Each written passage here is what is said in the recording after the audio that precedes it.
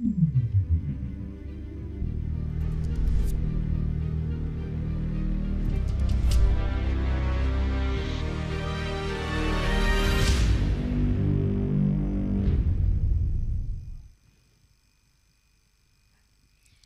morning, ladies and gentlemen. Welcome you all to the second day of the International Conference on Management and Entrepreneurship, ICOME 2023, proudly organized by the Faculty of Management Studies, the Open University of Sri Lanka. Yesterday, we could successfully conduct the technical forums of the conference with the participation of the academic experts and the paper presenters. As we step into the second day of this conference, we unlock the doors to the industry forum, where a group of industry experts is waiting to create a harmonious blend of knowledge, experience, and inspiration. In following the theme of ICOME 2023, a whole new world, the challenges of change, and re-envisioning the business management landscape, this industry forum will bridge the gap between academia and industry. And today, our distinguished industry experts are ready to share the real-world insights and practical experiences of this real business world. And we believe this collaboration will allow the researchers to gain a deeper understanding of industry needs, challenges, and emerging trends. So, ladies and gentlemen, let me quickly introduce the panel of industry experts who have joined hands with us today. Dr. Jagath Alwis, as Executive Chairman of Ceylinco General Insurance Limited, is ready to bring a wealth of expertise and experience of the insurance industry to this industry forum. Dr. Dinesh Hamangoda, as the General Manager of Sales at Hemas Manufacturing Private Limited, waiting to share his extensive experience in sales, marketing insights, and business development strategies. And also, Mr. Rajitha Kariyawasan, Managing Director, Haycarb PLC, who has done a lot to bring this business to the international level. And also, Mr. Aruna Perera, President, CFA Society of Sri Lanka, who has contributed a lot to the industry and community. And this forum wouldn't be truly complete without blending the insights of a visionary woman who contributes to the country. So here we have Ms. Nushara Fonseka, Human Resource Manager, Bileeta Private Limited. And adding to this panel of industry experts, today we have a great moderator as well. Mr. Yajith De Silva, one of the best products and assets of the Open University of Sri Lanka and an active member of the Open University MBA Alumni. Without taking more time, I'm going to hand over this forum to him, and I invite you all to actively join to this industry forum, and I'm pretty sure this would be the most important chapter within ICOME 2023. Mr. Yajith De Silva, over to you. Thank you.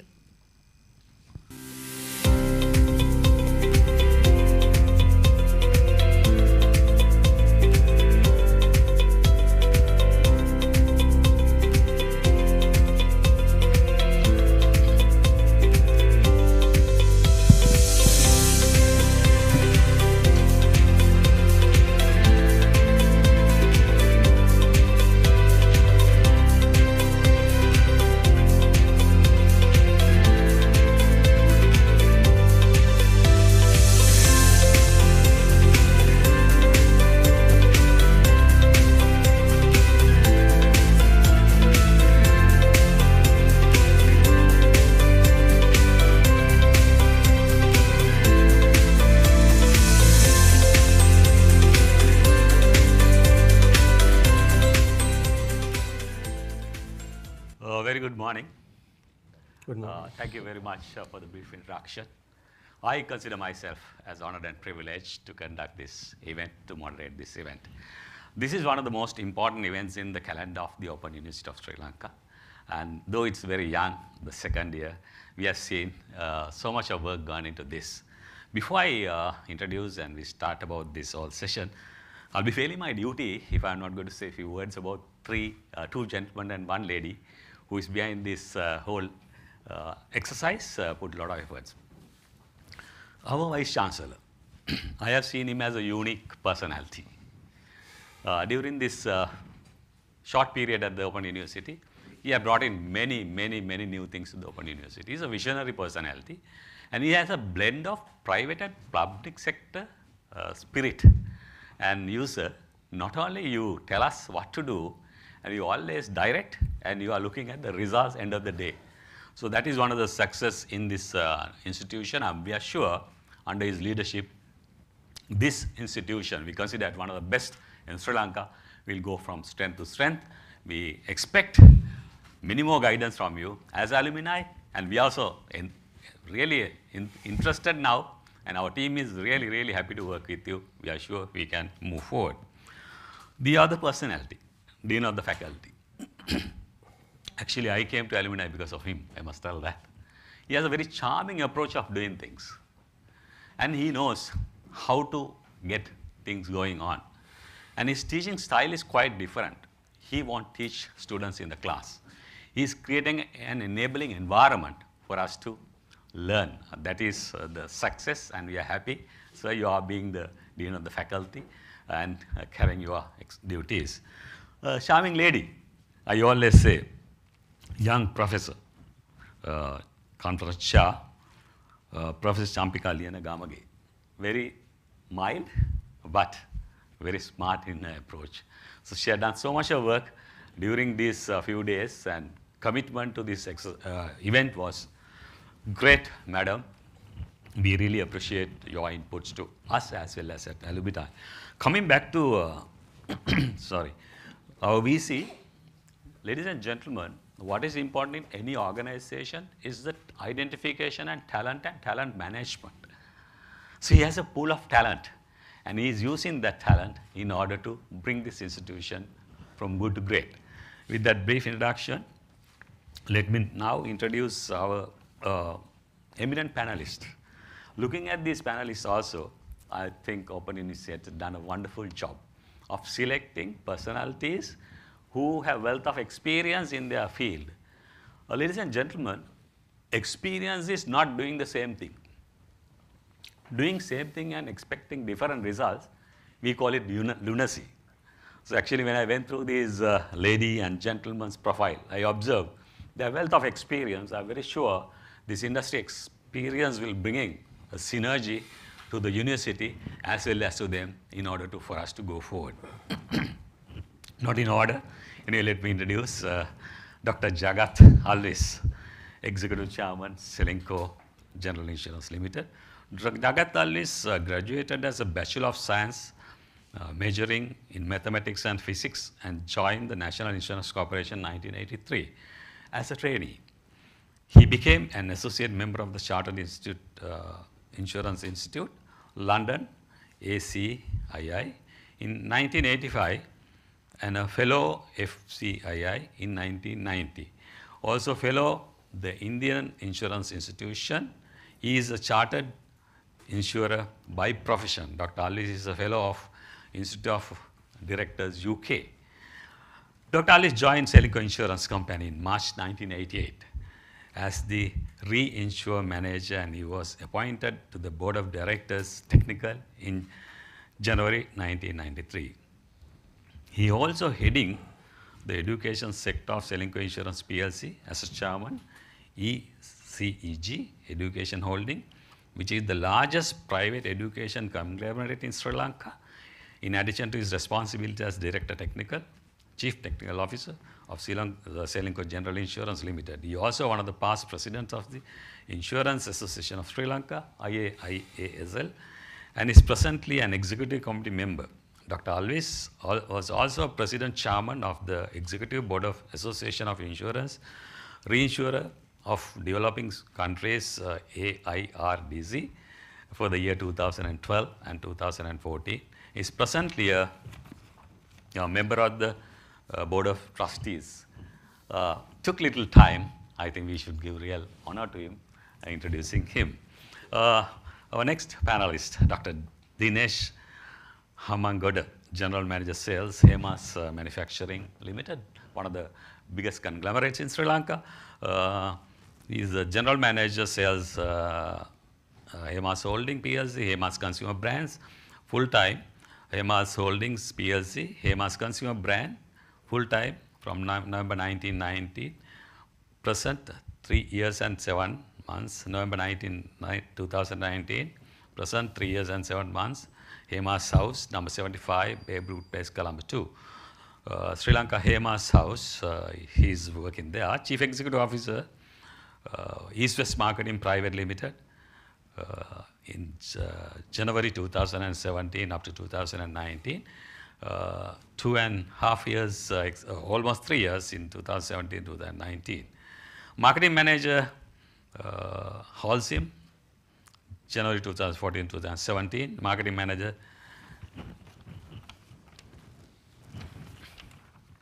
Liver Food Solution, and Business Planning Manager of March 2011 to 2012. Again, he's a Marketing Manager, Entrepreneur and Business Development from 2008, August to 2011. Brand Manager, August 2005 to 2008.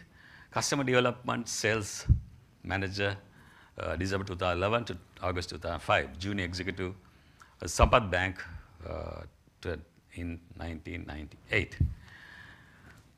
So that's what I said, the vast experience in different fields. Let me introduce the next presenter, Mr. Rajitha Kariyawasan, Managing Director of Haycarb PLC. Mr. Kariyawasan is a member of the Hayleys Group, management companies, and the main board of Hayleys PLC. He currently serves as the Managing Director of Haycarb PLC, Purification Products Sector, and Deputy Chairman of Dip Products PLC and Hayleys Fiber PLC. Two are the key export manufacturing sectors of Hayleys PLC. He's a member of the Board of Sri Lanka Institute of Nanotechnology Private Limited, SLINTC, representing Hayleys. Mr. Kariyawasan was a BSc Engineering, Electronics and Telecommunication from University of Moderator, Sri Lanka. Fellow member of the Chartered Institute of Management Account UK, FCMA, CGMA, also a Six Sigma Continuous Improvement Methodology Black Belt, certified by Motorola University in Malaysia. Before joining Hayleys, he held the position of Director General Manager of Ensel Lanka Limited, leading multinational manufacture operations Sri Lanka in the export, surgical and industrial grounds. He has served as a chairman of the Manufacturing Association, Export Processing Zone, Biagama 2. Mr. Kariyawasan has a vast experience in export manufacturing industry and the international B2B marketing. He is passionate in developing successful teams in the direction of value addition and organic growth. He shared the knowledge at many forums, panels, and has been a guest lecturer in many universities and professional events. He's a nature lover and passionate on wildlife photography as well.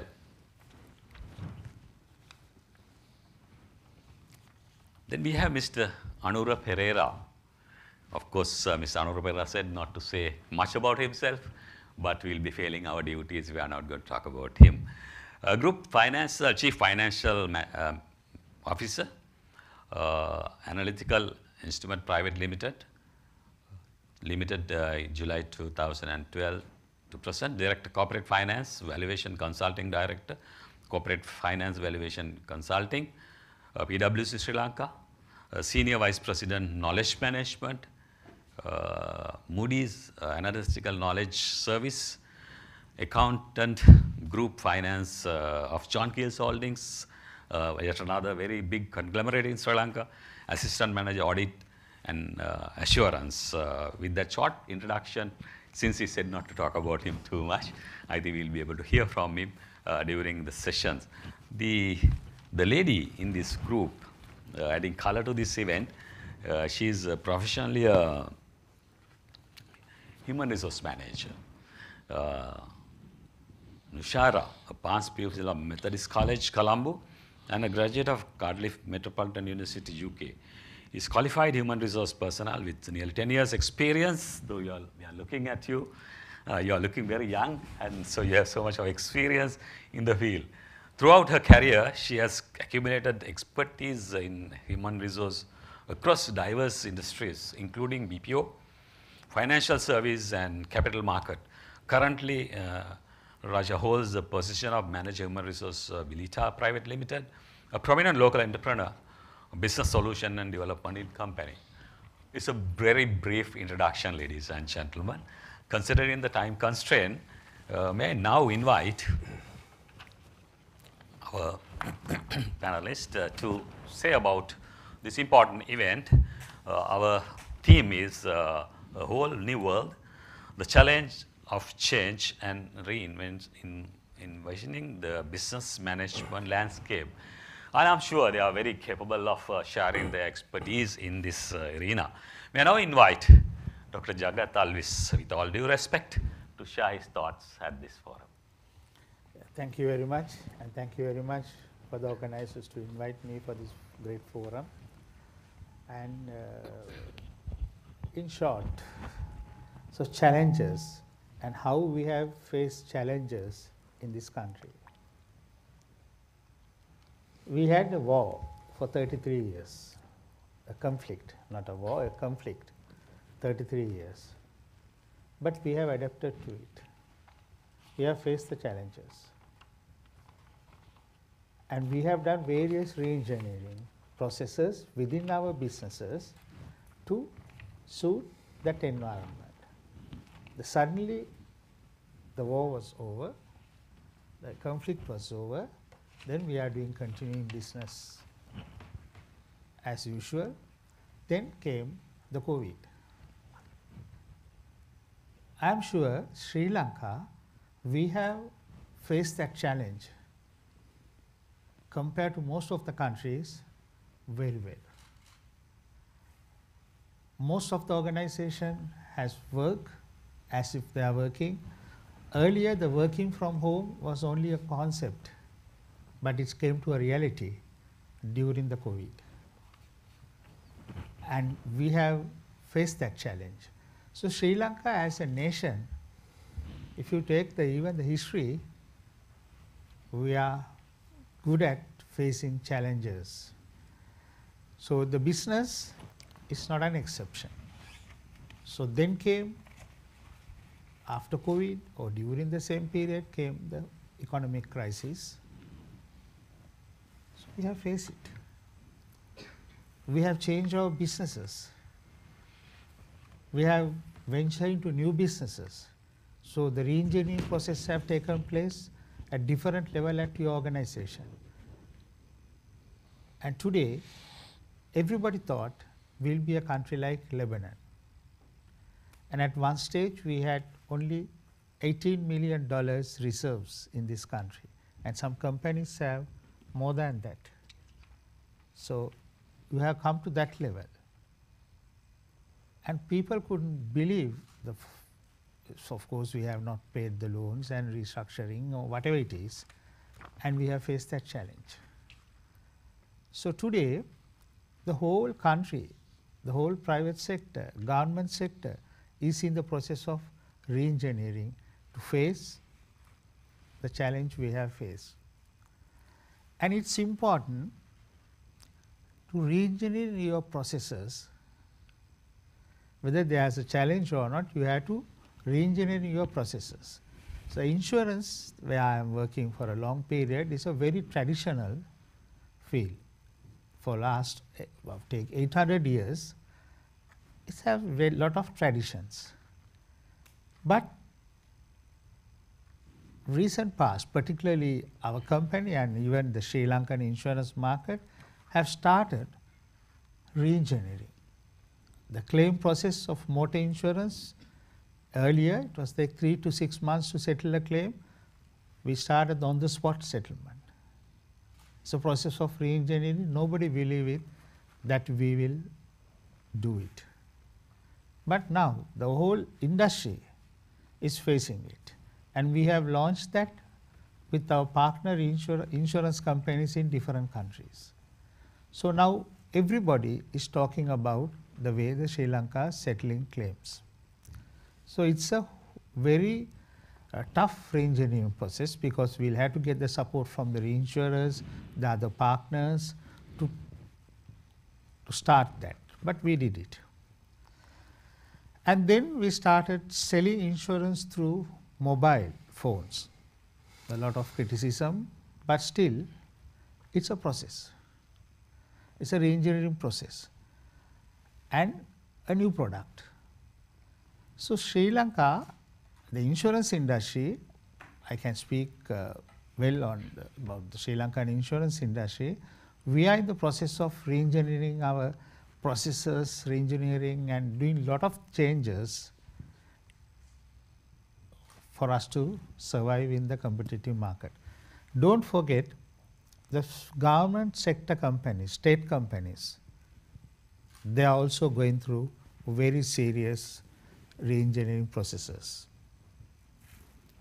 And they are competing with the private companies, and they are not just sitting there, they do a lot of changes, lot of process changing. So re-engineering is very, very important. If you don't think,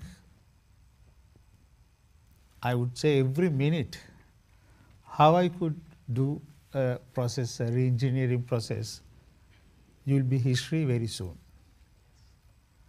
And the companies may have meetings on monthly basis, a different basis, like quarterly, bi-weekly basis, but everybody has to think re-engineering process daily to face the challenges. So as a result, this theme is very appropriate for what we are going through today. And think about, our cost of operation is going up. No paper sometimes. Electricity cost is skyrocketing. I think every company in their own way have done something to face it. And compared to the manufacturing sector, their challenges are much more than the service sectors. And the service sectors, they have cut down their rent, and half of them are working from home. And some companies, they don't have a dedicated seat. You will know where you are going to sit when you come to office. Normally we have our lockers, you have all the personal things, certificates, important things, but today that ownership of the seat has gone. And by doing that, you are vacating a lot of places. Certain people don't like it. They like to have, okay, this is my seat. It's not my seat. It's a seat in the company. I'm just telling a small thing. And also, today the serious problem we are having, migrating.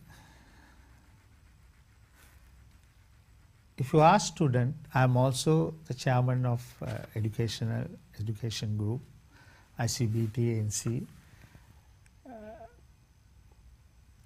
And earlier they used to ask about the course curriculum, what is this, like.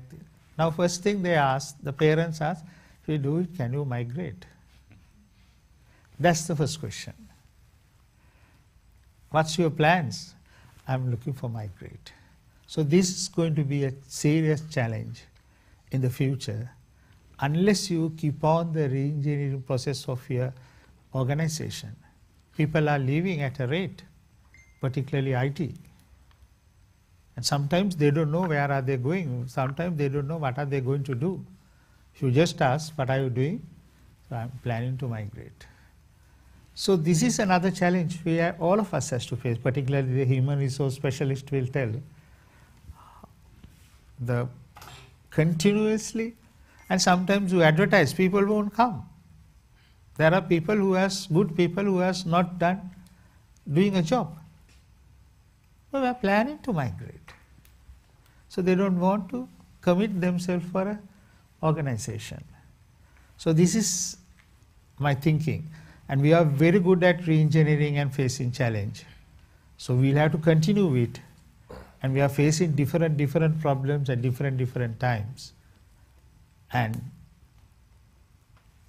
unless you are at it, the top management, you will be history soon. Thank you. Thank you very much, Doctor. I think, ladies and gentlemen from the Open University, you are very fortunate. The re-engineering process has already taken place in this institution with the VC coming in, and we have seen it. And particularly his networking ability, how to get things done. That's a great opportunity for us, for this great institution. Yes, Doctor, the challenge is inevitable. We'll have to face it. We have gone through this mill. In fact, when we had a discussion sometimes back, one of the professors from the Colombo University, she says you were delighted when the fuel crisis came in. You will go for alternatives. What you said is exactly correct. You'll keep on identify new ways of doing things. That's the way forward. I mean, that is our tagline also today. Insurance, yes. We see now you can go to shop and buy insurance. I think your new innovation, that's great. So these few thoughts, what is shared is very important for us, and how we move forward, particularly the audience, for you also, challenges, how you face challenges, and you will keep on developing once you face the challenges. I, for one, I'm working from home now, Doctor. And efficiency has not come down at all. It's much more easier, relax. But I have a challenge when I work from home, because my home front is always looking at me to get something done at home. That's the challenge. Okay, let's move to the next presenter, Dr. Dinesh Hamangoda, General Manager Sales, Hemas Manufacturing. May we have your views, please? Yeah. First of all, good morning, everyone, and thank you very much for giving me this opportunity. And I am delighted to be a part of these kind of events I used to do. It's my passion. So, thinking of challenges, I think if you take Sri Lanka, will be a classic case study to all over the world. I don't know whether whether someone has written a case study or not. It's up to us to do a case study. If you look at last 4 years, every year was a challenge. Starting from 2019, it's a year of East attack. So we had a huge impact. It was a challenge. Of course, we overcame. And after that, what happened? COVID attacked us for about 2 years. So was it a challenge? Yes, we came up with lots of innovations, and everybody thought, I mean, it's the end of the world. And as doctor said, we overcame that. Then what happened? The political unrest and economic instability. Everyone thought, okay, Sri Lanka will be next to a worse country like maybe Libya or maybe some other country who went through economic turmoil. But luckily, with some great strategies, we have come to some sort of a stable situation. So I would say in terms of challenges, we can't be stable like not expecting challenges. I mean, day after tomorrow also there will be a challenge. I mean, we should be in a position to absorb that sort of a big, bombarding sort of challenges. Challenges are part and parcel of our lives. That's why as academic and as professionals, we are taught and we'll have to drive our companies and students how to overcome this somewhat like challenges. I think I remember one very good theory called strategic drift. I think Professor may know more than me. If we are not adapting and come up with strategies more than what environment is changing, maybe in data front, maybe in technological front, maybe in philosophical front, whatever, any company, the external environment will be a challenge. So it cannot be a COVID, it may not be economic turmoil, but your competition will be a challenge if you are not, adapting to that change, if you are not floating above the competition. So anyway, challenge is part and parcel of our life. So if you take FMCG and marketing front, the main challenge that I see these days is what doctor said. The lot of good, talented, young caliber people are leaving companies and leaving the country. So we have seen, especially in IT front, especially in marketing front, they have lots of opportunities elsewhere. And especially from local companies, what we face is they want to move into a multinational. So we get some good young talent as maybe interns and management trainees, and they suck all processes and basic marketing fundamentals, and a multinational suck our good talents. So that had been a great challenge, and sometimes they ask higher salaries, they ask for quick promotion. These days, another challenge linked to the HR, the people leaving challenge is not like we were few years back when we joined organizations. We never wanted to be a senior manager in 2 years. We never wanted to become a managing director in 5 years. But in management jargons, you have baby boomers, builders, then X, Y, Z, and we have, I think, the new generation called Alpha. So if you especially look at this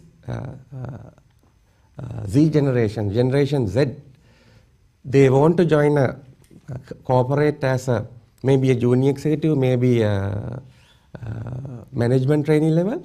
They want to become a manager in 1 year. They want to become a senior manager in 2 years. Within 5 years, their plan is to be the managing director. So it's very difficult to manage the expectations. So without talented people, we can't overcome competition. So it's a great challenge from the HR fund how to manage these people. So we'll discuss few strategies that we have implemented. Another, especially in the marketing front, I have faced a greater challenge where to put my equalizer, in a metaphor, where to spend money in advertising.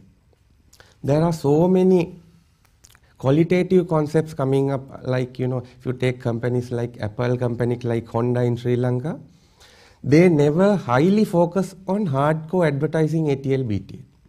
What they do is they highly focus on the quality of the product. Once you put high focus on the quality and the delivery of the product itself is a marketing campaign. So we are in a dilemma, okay, where to spend money on the quality or to mere perception building, I would say. Many of our marketing campaigns are perception building and we are brainwashing. So where to put the money? Should we put our good money behind innovation, product quality development? If you take a washing powder, should we enhance the quality of the washing? Should we enhance the fragrance or put that money on somewhat like perception development building activities? That's a huge dilemma. As academic professionals, we need to come up with a solution where to put the mark. Another challenge that we have seen is where to spend the money in advertising. Now, it's very difficult to pitch and peg whether out of your advertising money, 40% should be spent on e-commerce or e-marketing related e-advertising or traditional ATL, BTL and paper.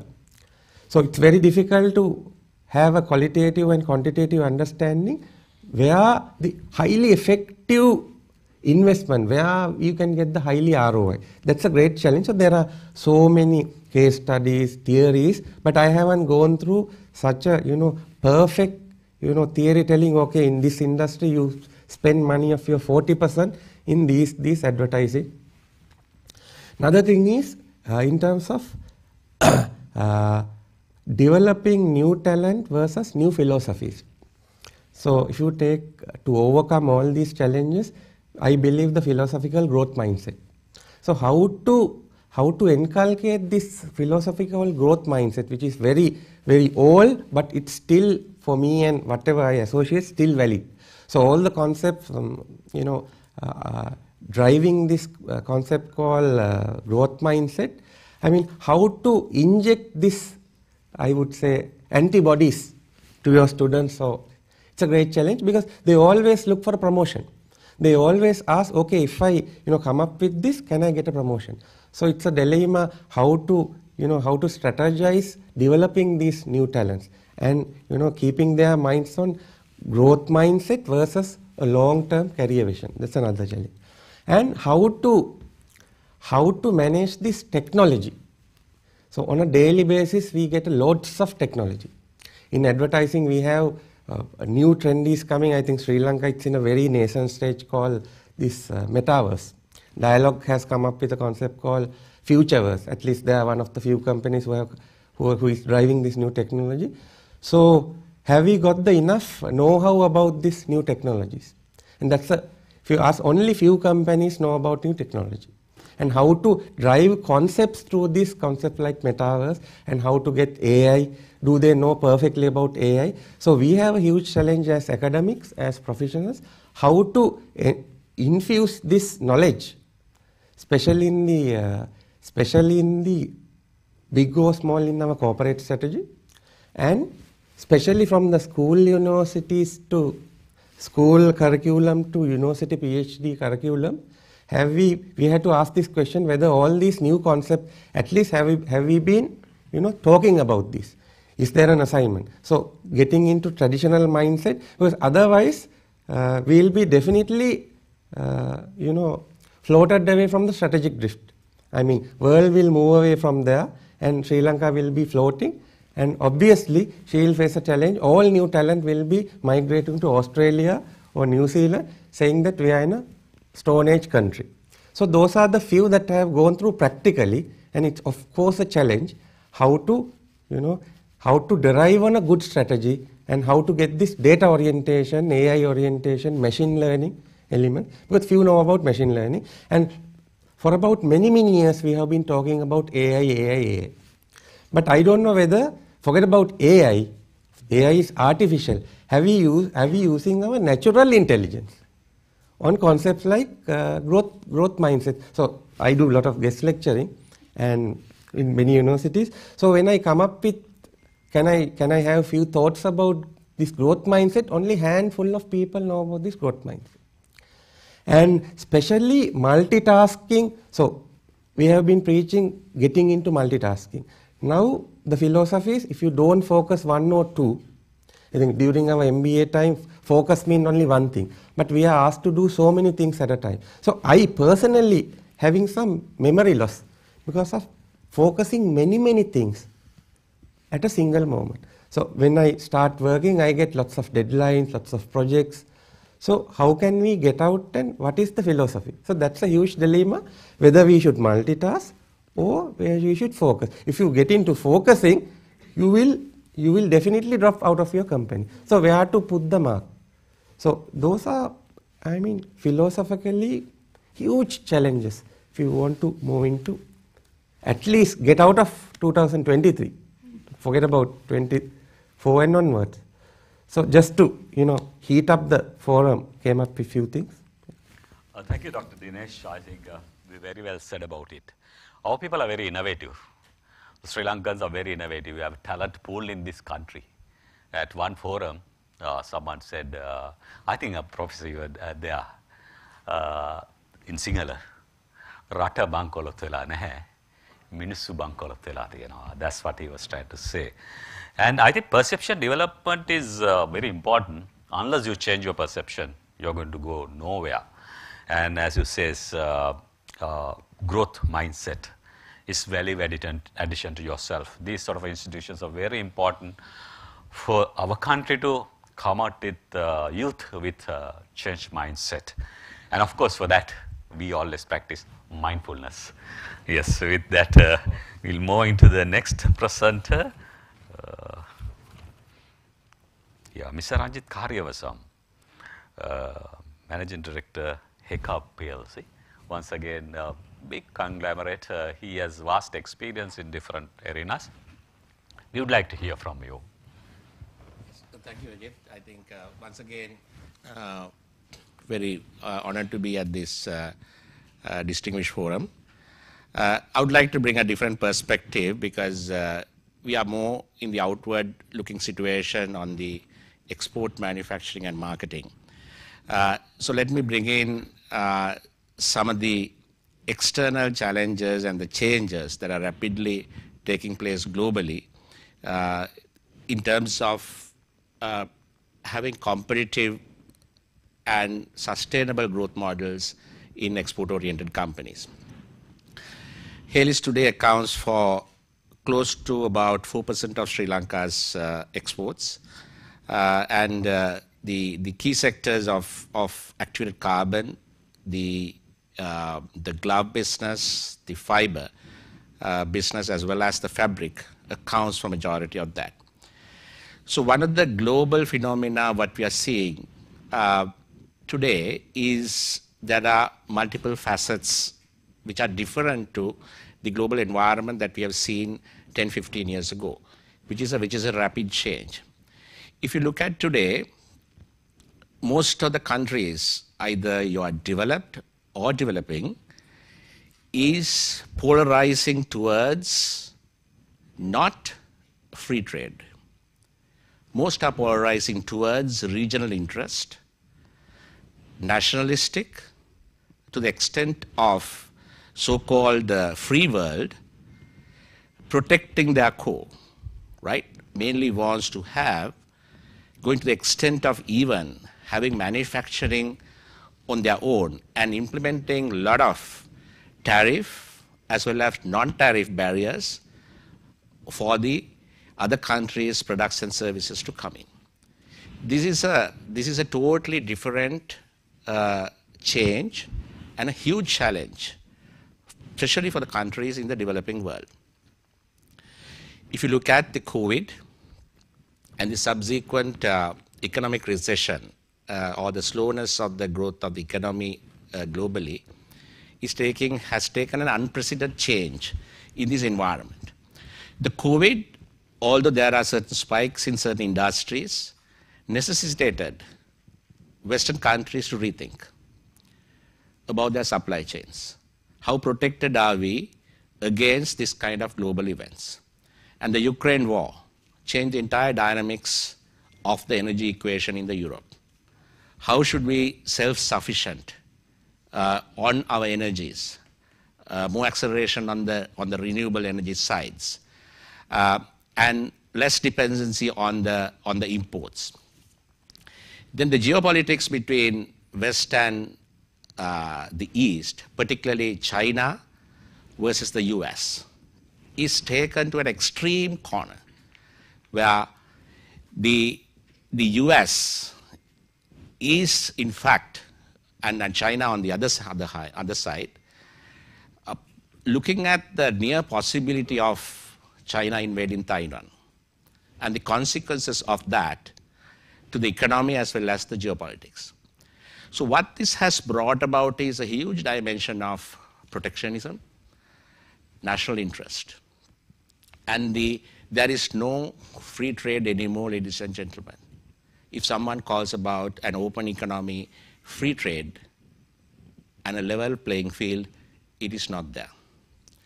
So this is a huge change. The role of the United Nations, role of the WTO, role of what you call Commonwealth or whatever the organization you call it, there is no level playing field anymore. And that polarization is so large that in order to survive and execute strategies from a developing country like us becomes much more challenging than what it was many years ago. So if you look at this situation, you have to strategize your exports coming out of a country like Sri Lanka in order to fit into this landscape. And this landscape won't be reversing, ladies and gentlemen, in the near future for the better, but it will move to more worse situations. As I expected, what would happen in the Ukraine war, in the Europe, possibility, I hope that will never happen if China invades Taiwan. What would be the repercussions of that? And the North Korea's role in this whole geopolitical game. It's again a bomb hidden to be exposed, right? So those are the kind of key geopolitical and external environments that we need to think about when you are looking at strategizing your export strategy coming out of a country like Sri Lanka. So it's a matter of survival at the end of the day. How to swim against the big fish. Not to attack the big fish, maneuver through the big fish, and capitalize on the strength and the flexibility of the small fish. So this is what you need to very carefully plan. So what can we do? Now, if you look at the companies, exports that I have managed since 2010 at Haley's, Haycarb PLC, which is provides a unique value proposition. We are into coconut carbon. We convert the shell to a very high value added product, shell to coconut charcoal to activated carbon. Today, Haycarb has 16% of the global market share. And we are in all the spectrums of the applications of the coconut carbon. Activated carbon is used for water purification, air purification in the mining industry. Now, when I strategize, so these are traditional applications. How should I position Haycarb for the future in this global environment? Knowing very well, as the eminent panel spoke, Sri Lanka's challenges, because our main manufacturing base, more than 50% of our volumes and the turnover comes out of Sri Lanka. And Sri Lanka is no more a competitive cost base. We are very, very expensive, energy-wise, electricity-wise, even people-wise. Productivity and the equation taken together, as correctly pointed by the panel, with these high expectations of people for better positions, better packages, and that challenge is enormous. So the costs, we are not in a cost competitive environment. Compared to Bangladesh, even compared to Vietnam, we are not in a cost competitive position. So when you are picking your manufacturing strategy, that you need to pick what are the niches, what is the value addition, what is the level of innovation and technology that you need to bring in to make use of our human capital, which has certain special traits. We are very good in technically. We are very good in, we are technically savvy. The education levels, the people are very, very high. Given the correct environment in Sri Lanka, people will excel, right? So that is a key competitive advantage that Sri Lanka has. And we are very good in building certain what I call technologies or proprietary processes of our own using our indigenous knowledge within the companies. So Haycarb is a company who has, now we are celebrating 50 years. We were the pioneering company in Asia to introduce coconut carbon to the world. We are very proud of it. So we have built 50 years of knowledge within the company on the technology and the applications. Now, if you want me to tell a strategy to come out of, face this global and the local situation, what we are looking at is appending our value portfolio of products into the highest levels in the global arena. So one of the highest value-adding products of activated carbon today is in energy storage. That is the activated carbon used in supercapacitors, activated carbon used in batteries. So Haycarb went into about 10 years ago onto basic research on supercapacitor carbons. Today we are one of the two largest companies providing supercapacitor carbons around the world. The number one is a Japanese company, number two is Haycarb. Now we are developing our carbons for the batteries. That is not for lithium ion. On the lithium ion, we are developing a special material for silicon anode. That is the nanosilica embedded in the carbon that can enhance the performance of the lithium ion batteries. Then we are developing a special carbon called hard carbon for the sodium ion batteries that are coming as the competing technology, one of the competing technologies for lithium ion. So there is a world trend. The EVs, electric vehicles, renewables, all that. The world requires so many gigawatt hours of battery capacity. And in that, if we can take a position of 5% of that niche of a special material, that coconut carbon and our indigenous technologies and the technology and the proprietary process that we develop can, in the next 5 to 10 years, bring about, Haycarb will be an advanced material manufacturing company rather than a general activated carbon company. So that is our aim. So we are looking ahead, positioning ourselves into that strategy. One of the second things I want to mention is on the gloves. we invested more than $1 billion last, opened a facility. During the COVID period, we invested on that, the first glove manufacturing plant for the sports gloves. So that has been opened in Biagama zone. That is the first plant to manufacture sports gloves in Sri Lanka. Who is our competition? Our competition is China. China is the world's largest manufacturer of sports gloves, that is used in cycling, used in leisure sports, used in hiking, used in the golf or various other sports, horse riding and so on. So we are now going into this segment because we see there is a problem with China. The US and Europe does not want to take products more and more from China. They want to reduce the exposure. They want, earlier it was China plus strategy, now it is like away from China strategy. That's why Chinese companies are now investing in Vietnam, Bangladesh and so on. So they want their origins of manufacture outside of China. So we are taking that global change, internalizing it, and trying to build the resources and the capability within the company to get an opportunity. So at the high end of this is the Nikes, the Under Armours, or the Adidas, and there is a mid-trail layer, and there is a third layer. So we are going from this lower level, trying to reach the Nikes and the Adidas as our last step in this process. So this is some of the internalized processes and the strategies that I want to highlight to the forum that Haycarb products and the Haley's companies are trying to bring in a practical way so that we can adjust to, or rather maneuver through, this global challenge of the political shift as well as the economic shift that is taking place, where there is no level playing field and the fittest will survive. As a small fish, as I mentioned, how to maneuver around the big fish and survive and grow. So that is our positioning.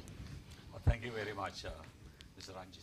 Bringing the global arena to the market arena, the opportunity that we have in this country. As we said, we are rich in all our resources. I think Professor is to Dean, is a point to the Dean. It's very interesting for us to share these ideas with our students about these marketing strategies and how they could use the local material to meet this international level requirement in order for us to go from strength to strength. That's what we said. We have ample resources in this country. With that, with the time constraint as well, I'll be now moving to Mr. Aruna Perera. He comes from a financial background.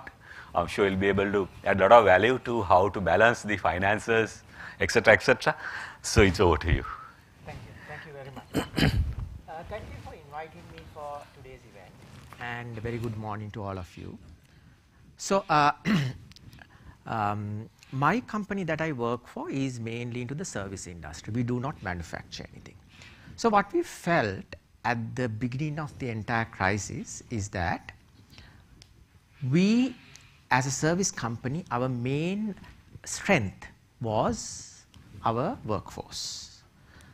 And we focused on our workforce. Change is inevitable. All of you agree with that. Crisis comes with change. But what is important is how you react to the crisis and how you react to the change. That was our concept. So, you know what happens is that, now leaving business perspective out, take two people who are suffering from the same illness. How much they survive, how much they are happy depend on how they react to their illness rather than the physical illness itself. A person who reacts better, person who is more content might survive and be happy for a longer period of time, whereas the person who just collapses psychologically might die soon. I'm not saying, I'm not never implicating that medicine is not important, it's very important. But the mindset that you face the crisis, the mindset that you face the change is also important. So what we did was, when we saw the crisis is hitting us, we start speaking to our people. Because in what we realize is that a lot of people collapses, or their dreams collapses very quickly when the change is there, when the crisis is there, but they don't want to change their strategies. So we went the other way around. We told them, stick on to your dreams, don't change your dreams, it's very important.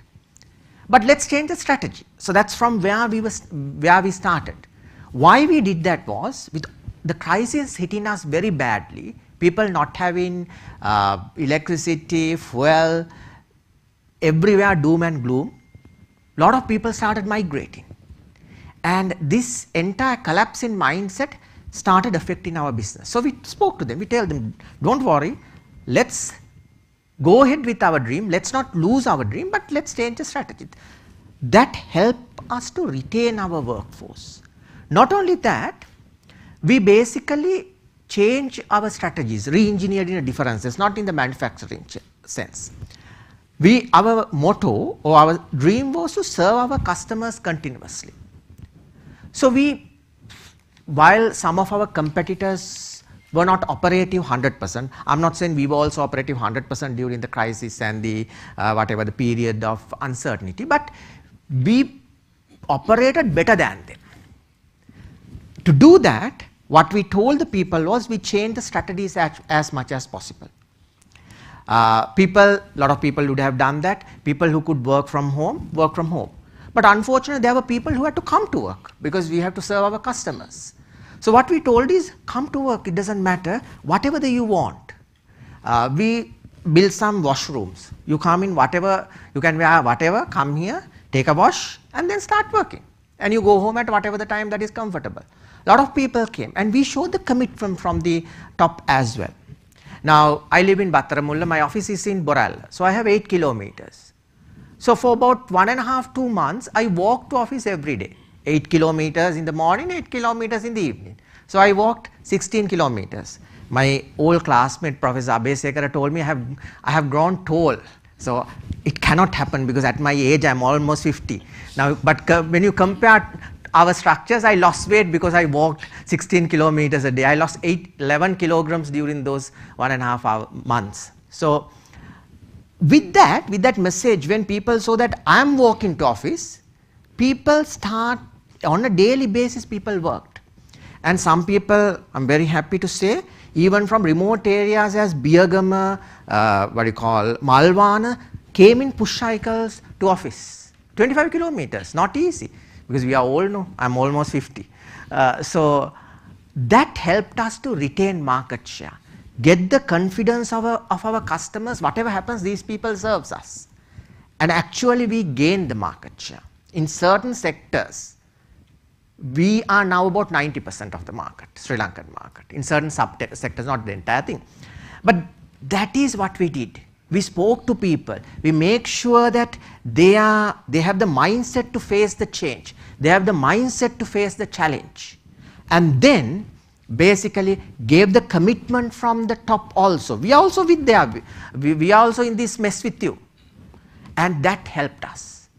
And in this April, when I finalized accounts, I'm very happy because it's a private company, I can't tell the numbers, but I was very happy with the figures. And we gave a very good increment that I'm proud of to the employees as well as a very good bonus. So it's a physical positive reinforcement. People know that we worked hard. We worked during almost impossible times when other people couldn't work, and we got rewarded also. So that is one of the key changes or key ways that we face this challenge. Recognizing the change, acknowledging the change, but not giving up our dream, but changing the methods of achieving that dream. That was what we did.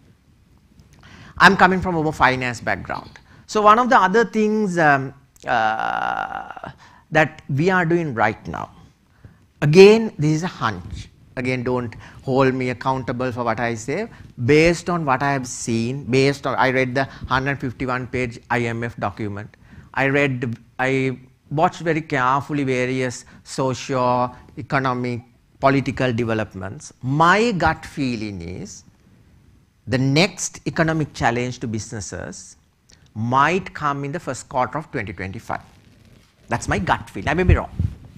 So what I'm doing now is I'm envisaging various scenarios that can be in 1Q 2025, and developing multiple strategies like reorganizing the business structures, reorganizing the processes, so that that potential, whatever the challenge or the scenario that we may face in 1Q 2025, I am better prepared. Again, I may be completely wrong. Nothing may happen in 2025. Scenarios that I am envisaging might not happen in 2025. Even both of those happens, the strategies I am adopting may be completely ineffective. But at least I have thought through it. So when that happens, I am ready. So another very important strategy is think a bit ahead. I have 1.5 years. I have told my entire board of directors and entire senior management, we have 1.5 years to change ourselves. And we want to have the prototype by 31st March next year. Next 9 months we are testing it on the ground, and then we will see what happens. Again, I can be wrong, that's perfectly fine, but we are trying. We are trying to envisage the future. So those are the two important things from my perspective I am doing, and I am going to little bit more finance now. Last year we started something called cash flow based management. Now so far what did we do? We prepared, at the beginning of the year, we prepared a cash flow statement. In our university there was a professor called Professor Danture Wickramasinghe, and he was telling us one day that our companies have a ceremonial practice called budgeting. Why he called it a ceremonial practice? We make a lot of effort, prepare a budget, cut a cake and publish the budget. No one looks after that after that. Someone, I can't remember the name of that professor, Emmanuel Kant or Emmanuel, someone has told that in one of his research. That's what professor told us. So we slightly deviated from that. We did a cash flow budget, and we basically looked at where we are going to end up each month. Then let's say that I have a negative balance in the month of let's say August, 50 million. But I can't be in a negative balance. So what did I do? We, starting from where we need to be in terms of cash, we changed our strategies. How much are we going to sell? What is our stock holding period? What is our debtors collection period? How much reinvestment capex are we going to make? So to achieve that particular cash flow or cash amount, we re-engineered or we reconfigured rest of our business. I am not saying it's a good strategy in the long run, because in the long run if you do that, you are foregoing the growth, which is not good.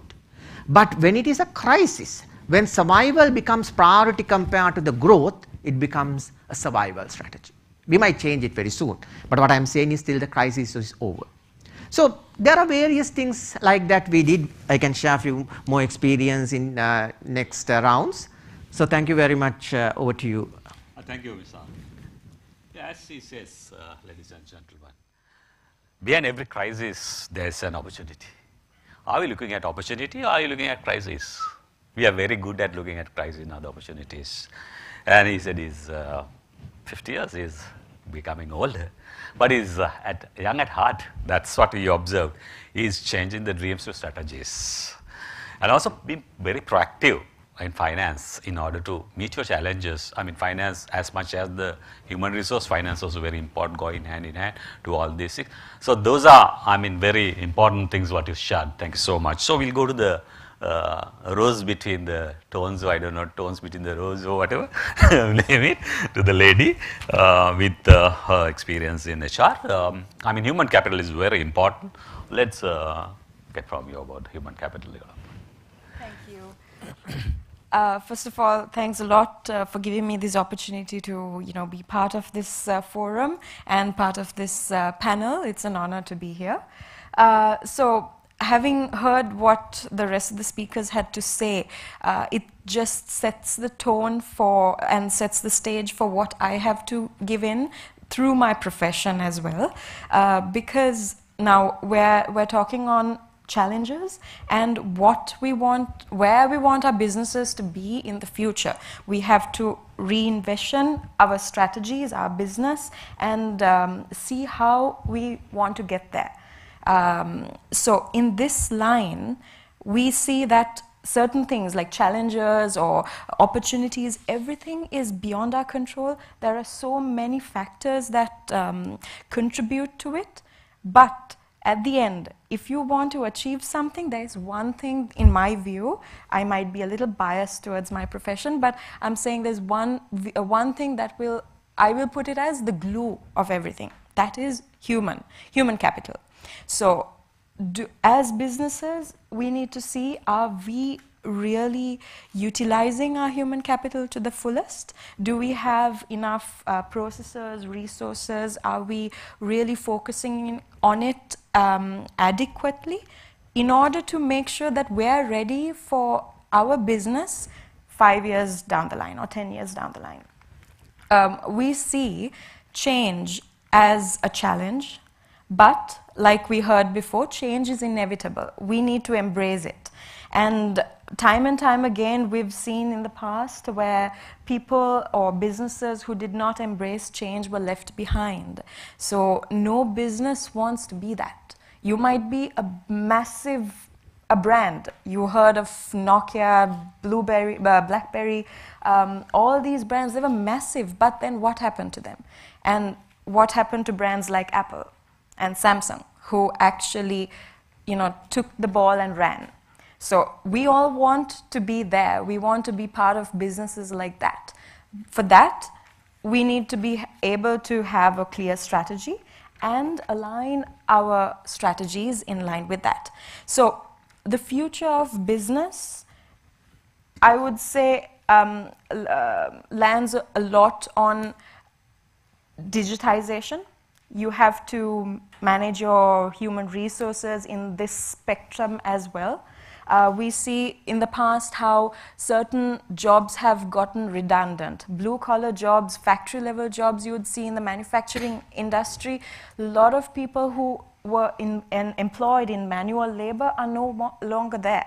What are these people doing? How are they bringing food to their table? You have to stay ahead of the change. So blue-collar jobs, most of it, 50% or more, have been made redundant. But the reality is, the future is that it's coming to the white-collar job as well. But having said that, when we see automation, when we see AI, robotics coming in, digitization, aspects of digitization coming into the workplace, we also see a threat to us as people. What are we going to do as a jobs? What will happen to us in 5-10 years' time? So we become very, what can I say, self-conscious. We try to be very safe, play it safe, and at the end of the day, without us knowing, we get left behind. But the thing is, it's about maximizing it. You have to see it as an opportunity. So it's both for the individual and the business, and as well as the human resource spectrum as well as professionals. So when we try to envision our business 10 years down the line, firstly, we can work it backwards. Where do we want to be, and where we are right now? And like our speakers said before, you plan for the future. You might be wrong. For all you know, once you get there in 2025 Q1, you might be wrong. But still, the best thing is you have at least done something. Now, when it came to the pandemic, it's a classic example for Sri Lanka.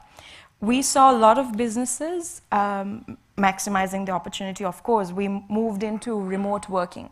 Most companies, especially service-oriented organizations. That was during the pandemic. So from a pre-pandemic, we went to the pandemic phase, and then now we're in the new post-pandemic era. But the sad part there is my observation, we had to come to that period in order to change. So we were late. We found ourselves struggling for the first, let's say, at least the first quarter of the pandemic. We were struggling because we didn't have the resources, we didn't have the infrastructure, the necessary planning. I'm not talking about everyone, but at least a good part of the private public sector were forced to realign themselves in rapid pace, because they suddenly found out that you can't operate the way they have been during the pandemic. But it's not the same. It was not the same in foreign nations, more developed countries, because they are sometimes leaps and bounds ahead of us. We, being a developing country, we have our own, yes, we have our own skill sets and talents and potential. There is vast potential, but we're still behind. We're not the game changers, we're still following. And there are so many things that we can still adapt and adopt and implement in order to get there. But had we been open in the past, we probably may have been a little bit more faster to react to what the pandemic brought us. So we came out of that and we have overcome it, but we also saw certain businesses falling off, certain people losing their jobs. But then now we've learned from our mistakes. We need to see futuristically. We need to think that way, in my view. So in terms of human resources, I would say as HR, we have to, as HR professionals, we have to think about how we are going to change our approach in human resources from a more transactional model to a more of a business partner or with modern HR thinking. We need to be able to contribute more towards the strategies of the organization and see how we can manage the biggest resource of the company, which is your organization, which are the human resources. Yes, there'll be digitization, automation, AI and robotics coming into place, but something technology will never be able to duplicate is the human touch. Whatever it is, whatever your job role, it may be overtaken by a robot one day, but you need to be there in order to make sure that whatever that comes out of these machines will be humanized as well. Because after all, we are still surviving, right? We will be surviving. So we have to be there. So the secret is how we have to get ahead of that and embrace change as individuals, as organizations, and be able to, like, you take up the challenge, don't be afraid, and try and implement it as much as you can. So on those lines, we will be, later on, I suppose I can touch on things like challenges and how we can adapt certain strategies into the work front as well. On an HR angle, we can talk about managing our talent, managing different ways of compensation, how we will compensate our employees. Right now, we're doing what we have been doing over the years, but we are also looking at a new generation of workforce coming into our workplaces. Our thinking is going to be much different than the Gen Zs and the Alphas who are going to come and work under us once we get to a much higher, let's say, we would see that. There'll be a generational gap. So our management practices will have to be aligned in a way that it syncs with their thinking. Yes, we heard about how the younger generation wants, quick progression, they want promotions after promotions. It's not practical in the way we operate. We never saw it that way. We never demanded for that. Yes, that's absolutely true. But if the younger generation is demanding that, if that is what their lifestyle is going to be like, the challenge there is we are forced to realign ourselves to suit that generation, because after all, they're going to be the future. They're the ones who will be taking our business through. They'll be the leaders of the organizations that we're managing today. So we have to set the stage for them. So on those lines, I suppose we can take our conversation further. So yeah, over to you. Thank you, Nushara. She did a justice to her profession like HR. And people are actually creative. And they want to have their personal desires. That's what they say. I can talk about 2 or 3 days about the people management. I've worked in more than 200,000 people during my life. So I think we'll have to definitely have the correct human resources capital, not the human capital. That's another important thing. We have another practical problem. Our psychological fear, we have psychological fear that adapting to the requirement. That's the challenge that we have. Ladies and gentlemen, I really want to ask some question from these eminent panel, but they came out with some brilliant ideas. That's what I said. The selection of this panel was fantastic and wonderful. We got so many new thinking coming into, as well as the Open University and all of us. I'm sure among these panelists also they have got from them, but I think it's nothing but fair. At least we ask 1 or 2 questions from them to further get their expertise and share this in this important forum. So let me go back to our first presenter, Dr. Jagath. And it's very relevant, Dr. Jagath, when it comes to education holdings. And you said that you are into that. So in your role as a chairman of CEG Education Holdings, what initiatives have you taken to transform the private sector education sector in Sri Lanka? I'm sure that will be very useful for this. Actually, when we, the institution, what we have, ICBT, ANC, and what we are doing is, we are actually delivering British, Australian and American degrees in Sri Lanka. And initially, we had some professors and lecturers from respective countries that I am talking about 20 years back.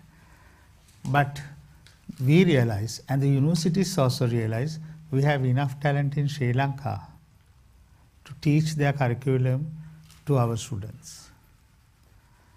The only difference which I see is that for private education we have to pay, but the state education you need not to pay. And for example, like the doctors doing private practices, a lot of people from the state universities, different industries are lecturing at our places. So, but only thing we'll have to make sure our delivery is according to their standards. So if you take a British degree, the British degree has to comply with the university standards, and also the quality assurance agency in UK, they also come for various audits in between. And so basically what I see is the same child who are passing O-level or A-levels coming to our institution. But we managed to change their approach. They have sense of belonging towards the organization. Various sessions, they have various clubs, and they're having the Vesak, Poson, Bhaktigi, and all sort of things. And also different religious they respect. So that's something very, very important. I remember during the Aragalaya time, they asked, we also want to contribute. Will you give permission? I said, tell them, that's their right. If they want to do it, let's go and do it, right? And express themselves. So out of large number of students, 400, 500 students started doing various things, and in front of the organization. So they are also part of this society. But their attitudes are different sometimes, not always. Most of the time, I would say, to the state university students. I don't know why. Same people coming from the same, after the same exam, studying at the same places. Most of them are lecturing, the same people are lecturing also, like the doctors. They are doing the state plus private sector. So I don't see any difference why you are doing, there's no difference. And here also we will find, I don't mind, I will say he's one of our prominent lecturers, part-time lecturers. And they are the same things they are doing. So for example, there was a robotics competition organized by a particular state university. And we won the first place and third place, ICBT, not ANC, for 3 times. Then another state university said, no, we will not come for this if private universities are coming. But we managed to change it gradually. And this year, that particular university organized a 7-a-side rugby tournament. And they invited us also. So things are changing. Things are changing. So I see we shouldn't get them head on, but over the time, we should be able to change it. So, and I know various people are saying for the private education,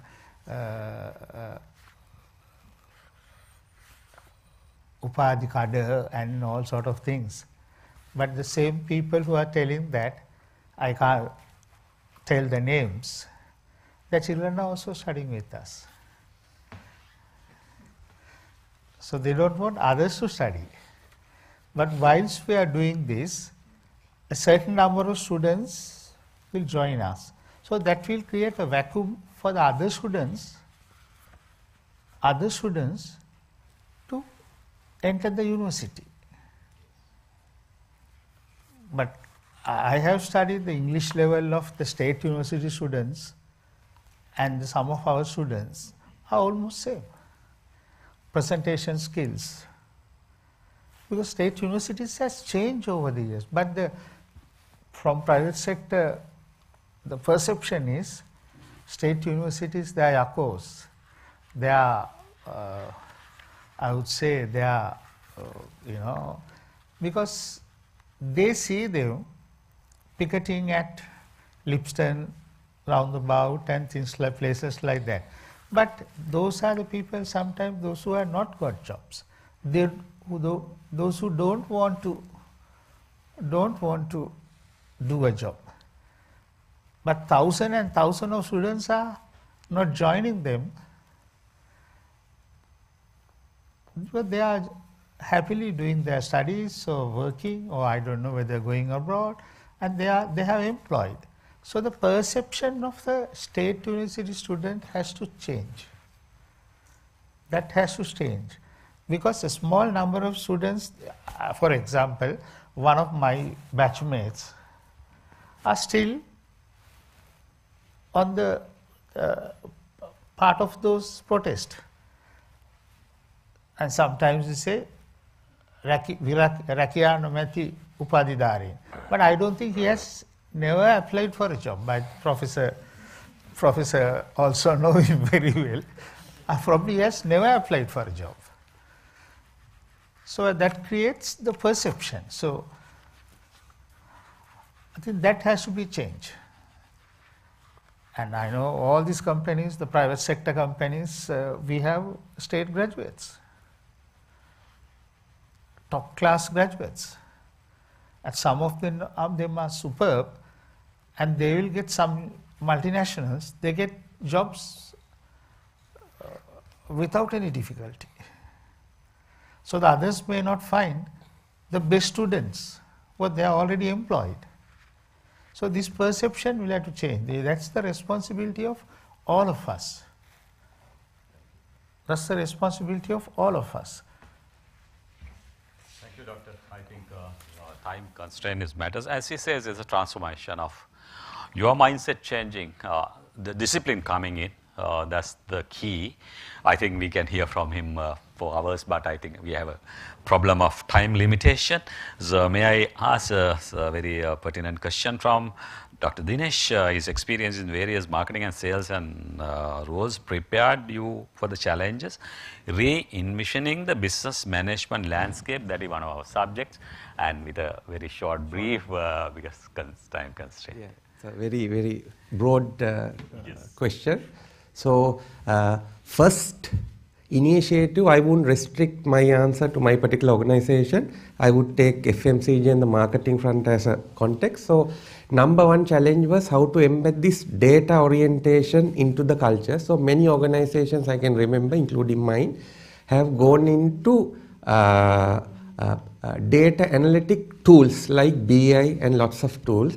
I think blue chip companies are now install all these, software which they can link their enterprise system to this dashboard systems like BI. So any manager level person can go into this BI and suck information from the mainstream and do their own dashboards, and they can see what are the gaps and opportunities which will be essentially needed through strategy creation. So that is one of the initiatives.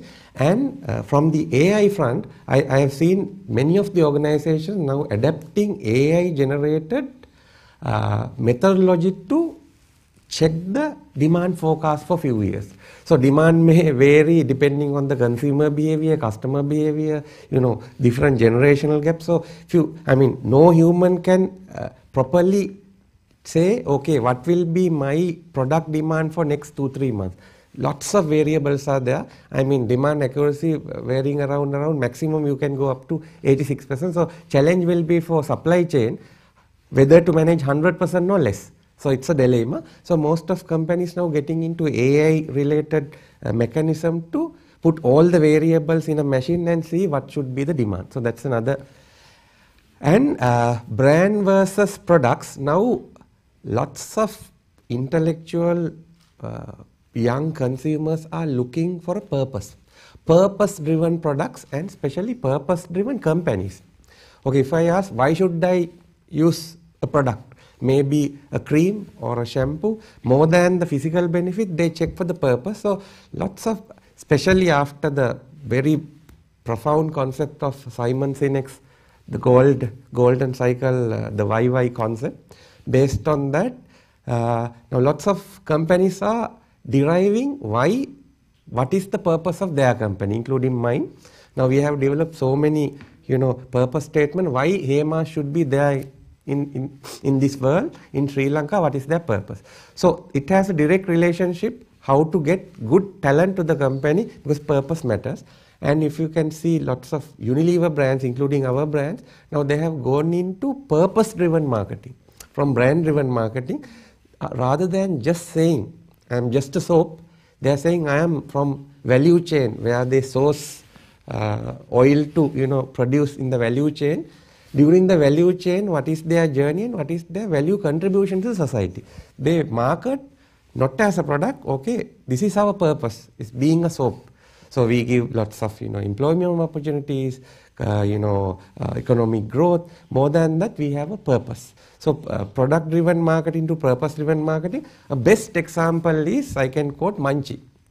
Munchie used to say we are just a biscuit, and lots of social responsibility events.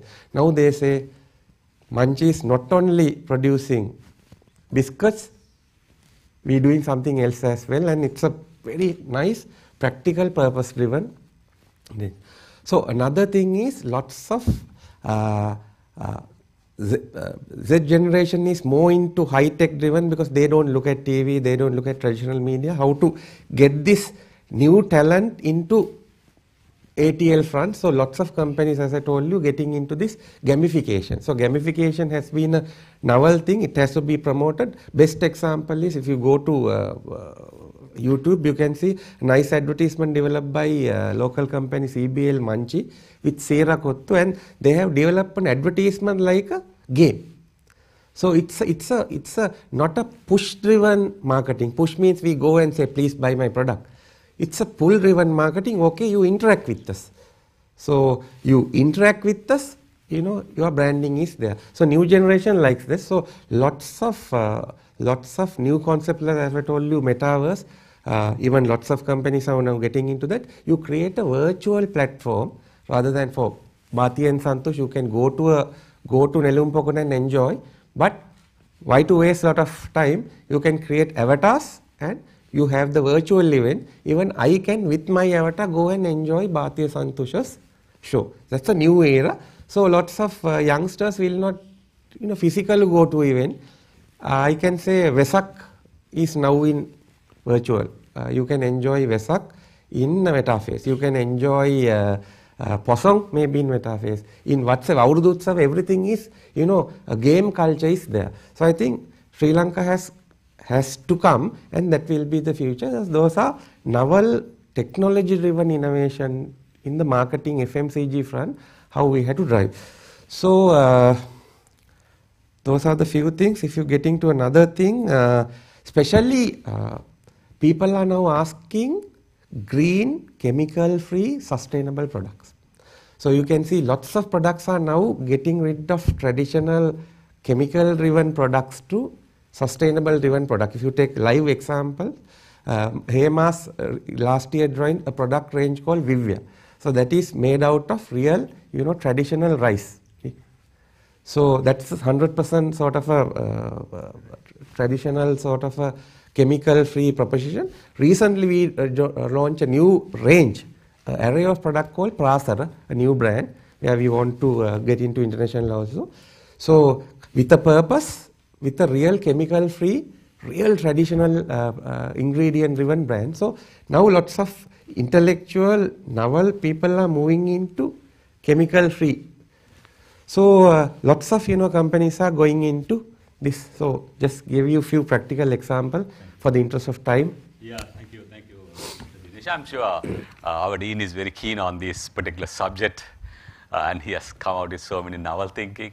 Yes, it has to be purpose-driven and green culture, environment sensitivities, all there. Considering this time constraint, I have so many questions to ask from all these panelists, but I pose one question to Mr. Ranjit, and he has a lovely philosophy in this organization called 3E. I'm not going to talk about it. I would like you to explain it. Please bear with us on the time, but it's a lovely concept. I'm sure you'll be able to share it for the benefit of everyone. Thank you. It's again touching on the previous eminent panelist on the purpose. Now, when you looked at the Haley's group of companies, our board and the chairman came up with the need for us to go from a vision-based corporations as an add-on layer to purpose-driven organizations. Now, one thing I must emphasize here is that I see there is also the fad or a style of companies trying to move into a lot of purpose statements. But there are basic, before we do a purpose statement, it's very important to understand there has to be a conducive organizational culture to inculcate or rather embrace a purpose-driven company. It cannot be implemented in every company. There has to be a certain level of maturity, certain level of organizational harmony in terms of the human capital and how they look at towards the organization to embark on a purpose-driven organization. Otherwise, it becomes just a statement per se. One of the most important ingredients I understand, I have gathered my experience in terms of that basic background is you should be able to walk the talk. That is very simple in the management, but it is very hard to practice. That is particularly by looking at the leaders of the company, particularly from the senior management level. If you are not walking the talk, if you don't do what you say you would do, having that kind of a purpose statement is going to be meaningless. So you need to do a health check first to see whether the organization, whether you have the leadership that is walking the talk, lead by example. So that I must emphasize beforehand. So the main reason why we went for this 3E or the culture behind culture that we plan to set in driving our corporate purpose by looking at many angles. One is one of the key topics today is about this, the new generations, the millennium and the Gen Z and so on.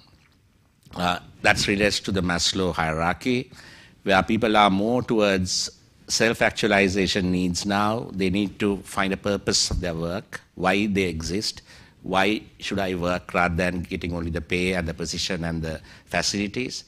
What is the meaning to my work, right? So we are looking at that generation too in driving the purpose statement and looking at the customers and the requirements, external environment, all that. So we came up with the tagline after a lot of internal discussion called the tagline of our purpose statements was driving change and changing lives. Driving value and changing lives.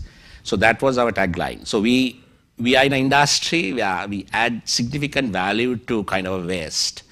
And we want to create that value to all stakeholders of the business. And then the changes that we do help to what I call clean the world. Our product is used for pollution control. So we want to change the planet positively. So that was a tagline. So in order to achieve that, we want to identify what is the organization culture that we need to inbuild. Now we went on a lot of brainstorming on this. We identified basically 3 underlying principles for this culture. One is envisioning. It's simply, because the time constraint. Envisioning is, we are defining it as our ability to foresee the future, the requirements of the industry, the customers, the employees, and all stakeholders. Be able to envision, foresee the future. Then empowering, this is very, very important for our organization because recent changes like COVID surprised us how the power of empowerment can change an organization. We were very successful during the COVID because COVID was discussed. We were one of the very few companies globally, if you look at from a coconut carbon or glove point of view, that entire COVID period, we did not have any disruption in our supply chain. And we were a world example of an uninterrupted supply chain out of Sri Lanka, Indonesia, and Thailand, our manufacturing bases. And we earned a name, and that became a competitive advantage for us. So the overseas functions, overseas management surprised us when we gave the complete autonomy to manage, make decisions during that period because no one could travel, they could not travel back. So we gave complete empowerment, decision-making capability with resources to make very quick decisions. That was our success during one of the key successes of the COVID. So we want to embed that, mainly covering the employees of the company, the leadership, everybody, to make an empowered organization. Then finally, these things should yield what we call enrichment, right? We are trying to enrich all the stakeholders. That is, not only the employee is a key part of it, customer is a key part of it, but not only that, the society and the environment as a key stakeholder. And what is also very pivotal to this purpose statement is that we want to adopt the triple bottom line. We want to have a sustainable organization, that we want to ensure not only the economic profit is a very good thing. Without the economic profit, you can't have the other profits of the people and the planet. Whilst we have the economic profit of the company, a due share of our contribution should be shared between the environment to protect the planet, what we should do in the future, and also to the society at large. So that adaptation of that triple bottom line was pivotal to have this whole culture of envisioning, empowering, and enriching to achieve our purpose of the driving value and having effective change in the organization. Thank you. Thank you very much. I think it was a very detailed one. Due to time constraint, it's something to study. It's very interesting, this 3E concept. I was very fortunate, thanks to the university. I also learned about it. Thank you very much. Articles in LinkedIn. Yes. On this, each piece, if anybody is interested, can read through that, the 3 articles I wrote, particularly on this 3E. Thank you very much. Actually, what we really look at, if you want to enrich the organization, we were doing a thing called climate survey. I mean, these are something, Professor, we can discuss about to see how your adaptability to the organization, since the time is again and again and again and flying. And would you like to explain, share any specific insight, for example, from your role as knowledge management and financing that highlight the need of re-envisioning the business management landscape in today's dynamic world? You explained to a certain extent, you can give another elaboration. Sure. So I will I will give from a more finance perspective. So again, the companies does not go bankrupt because they are loss making. Companies go bankrupt because they don't make cash.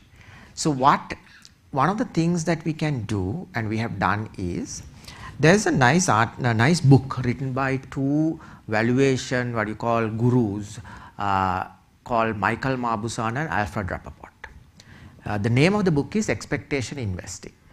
So what expectation investing means this. Normally what do? We do a cash projection. We do something called a discounting or some technical thing, and we arrive at a value.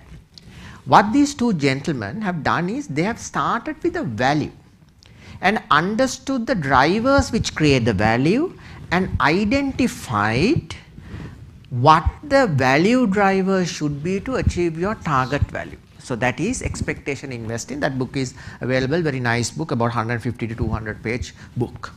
So what we did was we adopted this in this environment. So rather than doing business and looking at the cash balance that is generated through that business, we looked at the cash balance that we wanted and how should we do business in order to arrive at that cash balance. That is reverse engineering. You call, in valuation terms, it is called reverse DCF. For cash flow there is no name, but I believe you understand the concept. You start with the target and then basically understand or appreciate how business should be conducted, how funding should be done in order to achieve that cash balance. Again, I am telling you, this is not a good concept in the long run, because this is a survival concept. In the long run, what is important is growth. For that, you might need to go with a negative cash balance, like Keynes says in his budgets, negative budgets are always expanding. So that's perfectly fine. That is in the normal long run. So that is one thing that you can do. Another thing is cost of funding, because all of you know that our rates went up to as high as 36%. Now managing this is very important. You know, the cost is a function of 2 factors. One is the outstanding balance. The other one is basically the interest rate. So outstanding balance comes from 2 main things. Number one is the working capital. The other one is normal growth capital or investment capital. You can probably postpone investment capital for some time, because you may not renovate in your building which is you are currently staying, can be postponed to 2 to 3 years unless something is drastically wrong. But working capital, you can't do that. So you need to understand how to manage that. Especially we face a situation, because most of our suppliers are overseas people, we faced a major issue. Normally your credit period you deduct from your debtors period, because you get credit from your credit suppliers and you give credit to your debtors. Here it becomes the other way around. You have to, when you are placing the order, you have to pay your suppliers. So now your credit period also get added to the debtors period. Not at the time of even receipt of the goods, at the payment, at the point of placing the order, because you are a bankrupt country. No one wants to do business with you unless you pay in advance. So how to manage that? So how we streamlined our inventory. So we brought down our inventory probably from about good 40% during the last 1 year. Very close streamlining. Debtor management, how we manage our debtors, with whom we should do business. All this is important for working capital management, which decide the quantum that you need to borrow. The third aspect is, so that is related to the volume. Then the rate. 36% is almost a prohibitive rate, all of you will believe. But there are various things you can do in order to reduce that rate. A lot of people in the panel talked about purpose. There are purpose-based funding sources that you can tap into. So we were able to borrow from one of these purpose-based funding sources for about 15% when the rate were at 36%. So that is, you have to very closely monitor what is happening in the world and tap to that right source and get the money. So that's the second one, managing your cost of capital. Third one is investing. You know, people are talking about DDR these days. There is a domestic debt restructuring. You don't know what is going to happen. Exchange rates are so much, interest rates are so much. Government bonds are giving so much of a yield, but there's a possibility of a haircut. So managing that in a way, it's a risk-based management and diversification.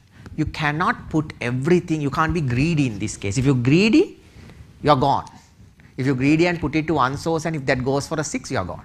So you have to properly identify what are the sources and then invest in various sources and various institutions, various assets categories, maximizing not the return but the risk-weighted return, risk-adjusted return.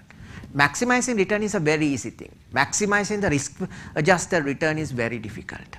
For that, you need to have an unbiased appreciation of the risk environment of the country. So that's another thing that you can look at in order to be successful in this, this type of a challenging economic environment. Final point, in the interest of time also, the exchange rate. We import a lot. So how do we manage? So one of the key mistakes that we made when the crisis hit us was that we were banking with one or two very long-term banks with very long-term relationships. It hit us very bad because some of those banks, I don't want to name any, were the worst hit by the exchange rate crisis. So when they are hit, we are also hit. So now what we have done is we have diversified everything. We have banked with 5 to 6 bankers, very close relationship, properly distributed portfolio among them. So if one bank fails, it doesn't matter. We have another 5 to support us. So diversification is also another important strategy that we can adopt. Thank you, Mr. Aruna. I think it's very applicable to our personal life as well. If you really look at your credit card payments, it's more than 36%. Most of the youth, they misused it in a lighter way, and I said. So we'll come to the final question from our lady. Since time is a constraint, could you please provide an example of specific challenges that the business face in adapting to change and re-envisioning? This is one of our subjects.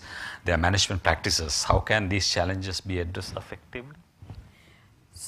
Yes, so on these lines now, when we are trying to re-envision our business landscape, we have to adapt into changes.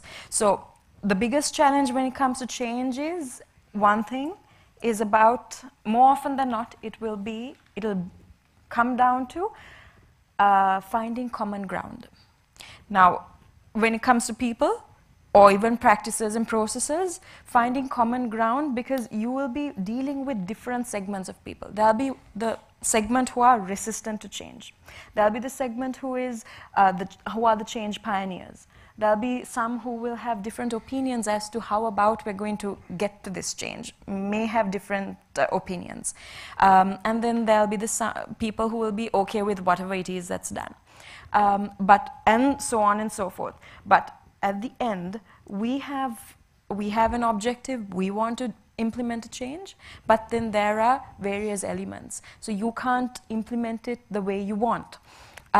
So how do you get about it is up to you. There is no right and wrong answer in my view, because it also boils down to the company culture, the purpose of the organization, the impact that you're placing, where you want to do, what sort of change you want to bring into the organization. So all these factors will play a different role, but within your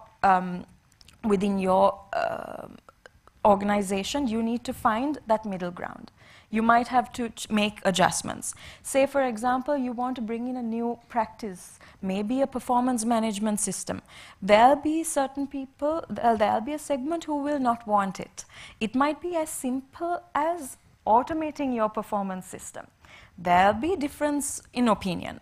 So what are you going to do? Are you just going to stay by your word and implement it as it is? No, because amongst the people who are reluctant or resistant to change might be some of the key people in your organization. So how are you going to bring in this change, which is imperative for the future of your organization strategy?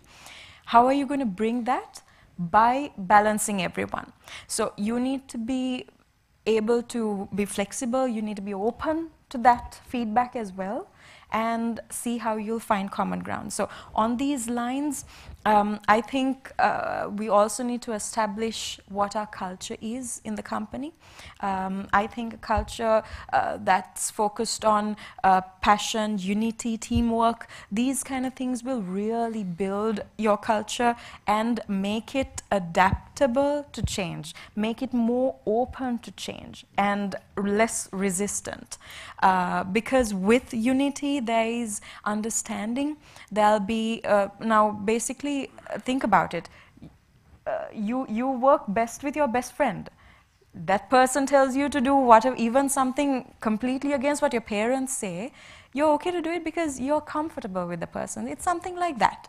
So you built that unity amongst your workforce, which is actually probably most likely working in silos.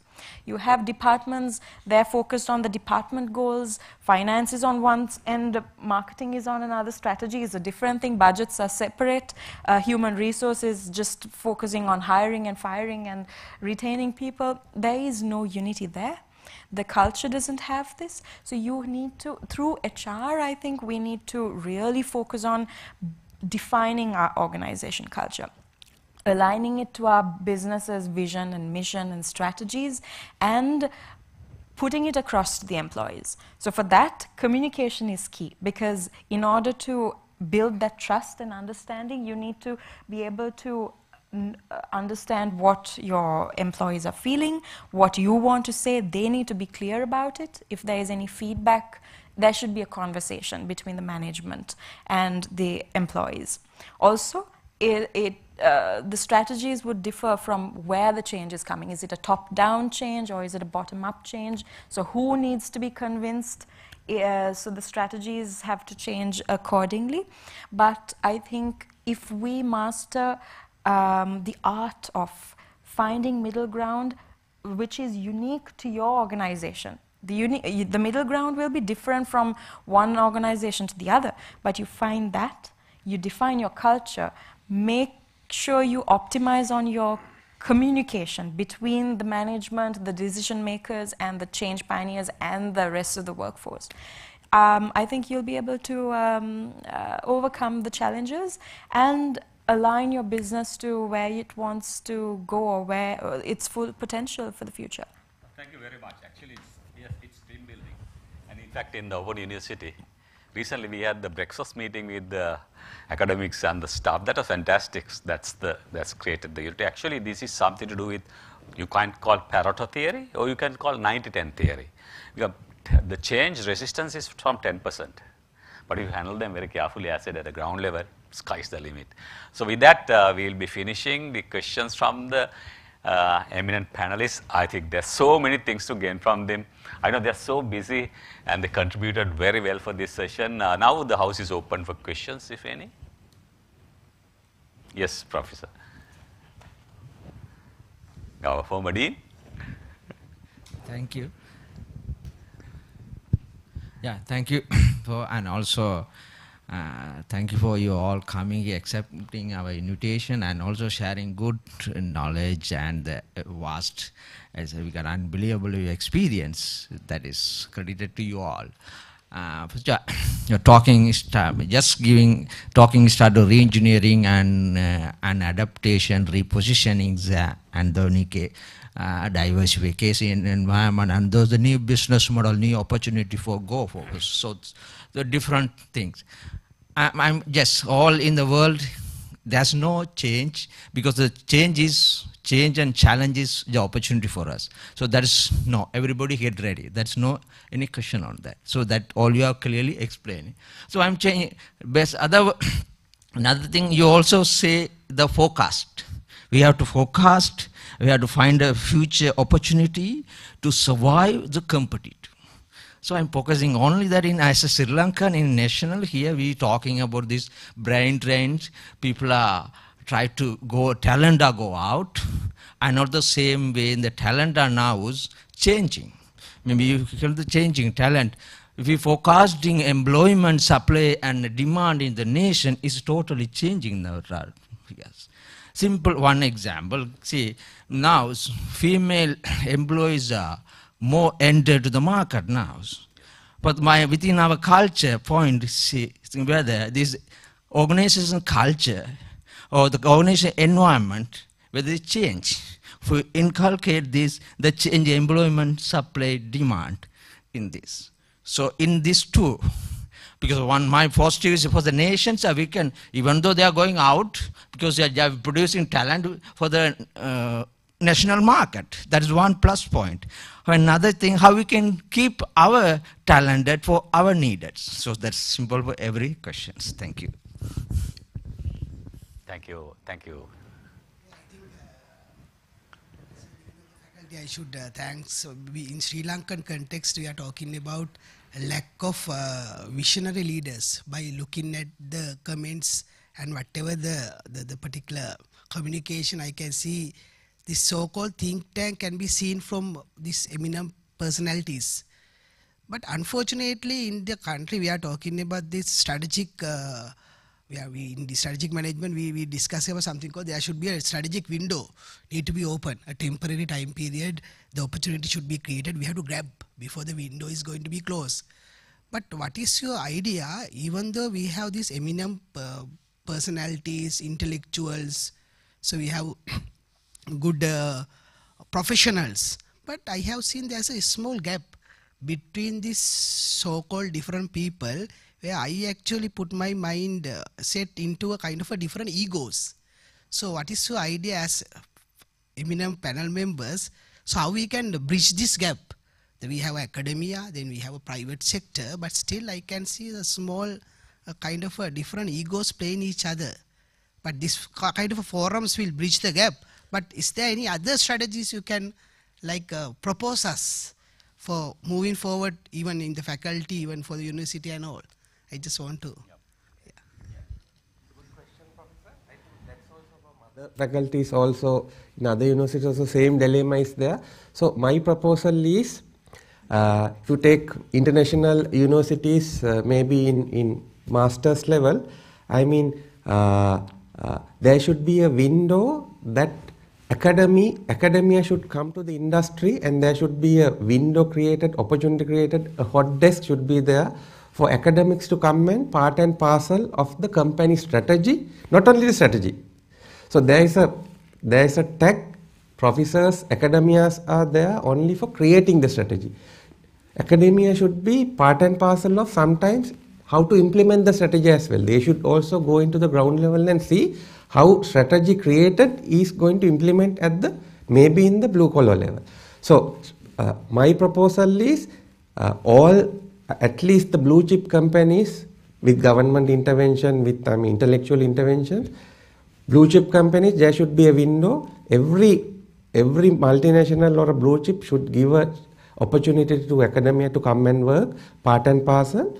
And academia not only usual industry practitioner can't go through X many articles, read so many books, gather knowledge.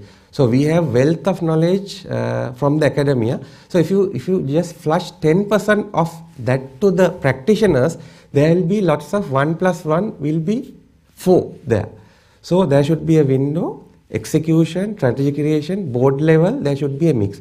Vice versa, there should be ample opportunities for industry practitioners to come to the academia, not only for lecturing, syllabus creation, maybe your university strategy creation, and that fusion has to be there. So lots of mixing would happen. So the gap will be gradually, minimized. Otherwise, obviously, this gap will be there. Yeah, to add that, actually, we have done a few years back a research using a local university, very successful research. So that creates the relationship between the university and the industry. So as a result, actually, a lot of students from that university are coming to us for their internship. And we know them, what they have done. We know their capabilities. So that's another way. We're adding to that. Actually, you can use the universities for various market research. And you get so many students to collect information during their holidays. And it's something which you could do. So one element is how to create good knowledge.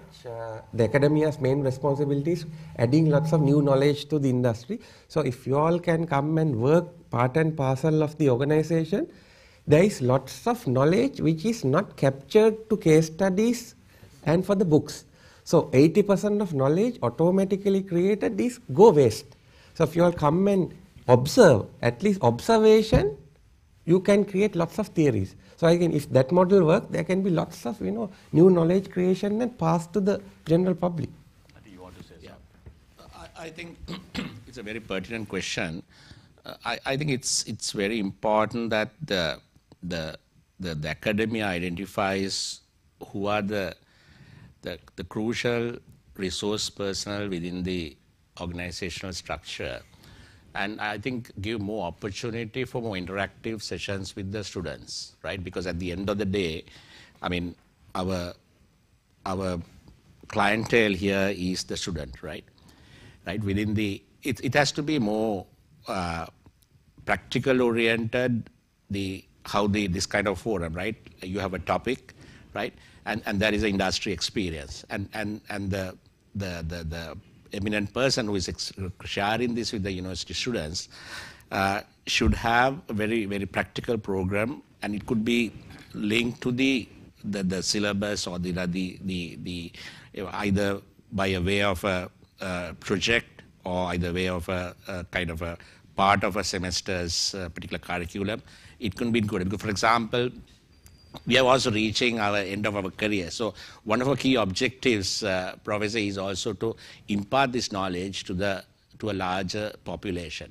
So, for example, we have offered our services from a company level, but sometimes we see that the thirst for that embracement, although when we offer that at corporate levels, is not taken in a very positive way, right? Because we can do that more of kind of the part of our purpose, part of our CSR, that we can fund, because we are very, very keen on sharing this and creating this future-ready workforce. Because one of the points that the previous dean mentioned is the migration. I don't see migration as a problem, right? We need to adjust for it. Because migration at the end of the day, for the person as well as for the country, creates a better wealth, right? Maybe the people are migrating for the wrong reasons, but they will realize it and the system will get adjusted for it over time. But Sri Lanka gets a massive push for Sri Lanka's balance sheet, Sri Lanka's cash flow in terms of foreign reserves. And these companies can leverage it, because we have to also practice our whatever the deployment strategy by going overseas. For example, one strategy we are using is when eminent people leave, we try to offer these jobs. They can work from the country, whether from the US, whether from Australia, from the UK.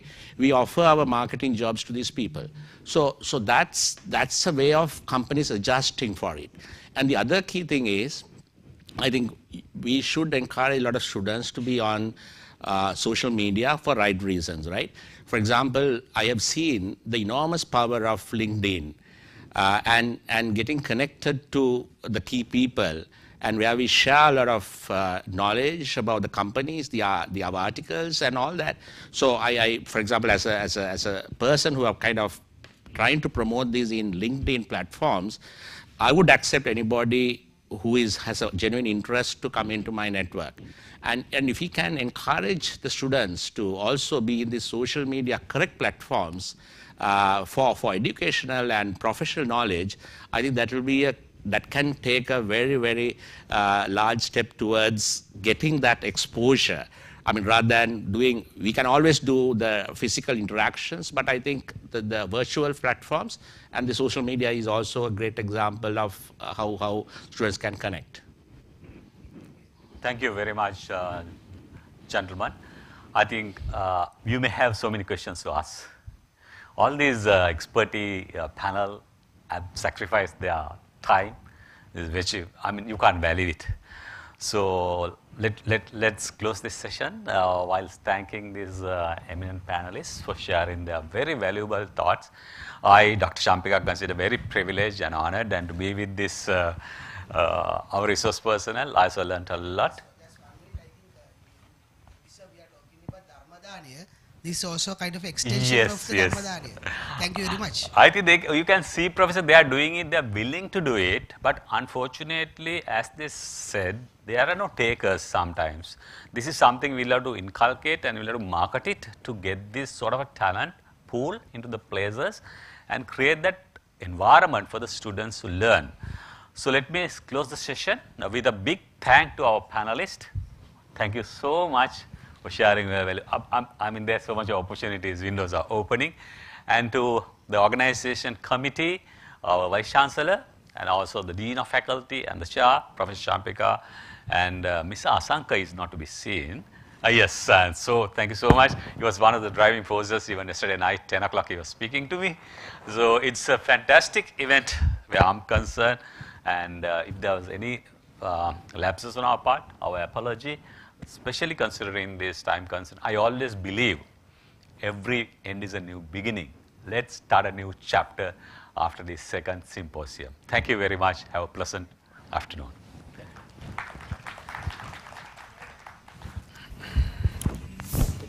Mic.